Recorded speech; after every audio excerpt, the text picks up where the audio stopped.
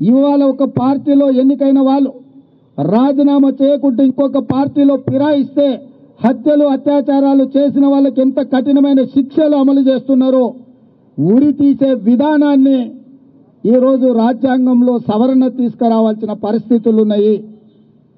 ఏ కోశాన కూడా ఒక party symbol మీద ఎన్నికైన ప్రజాప్రతినిధి పార్టీ మారితే మరుక్షణమే వారి సభ్యత్వం రద్దు చేసే విధంగా రాజ్యాంగ సవరణ తీసుకురావాల్సిన అవసరం ఉన్నది.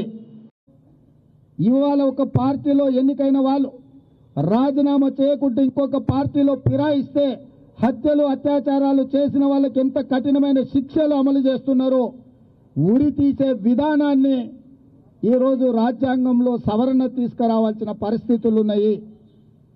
ఏ కోశాన కూడా ఒక పార్టీ సింబల్ మీద ఎన్నికైన ప్రజాప్రతినిధి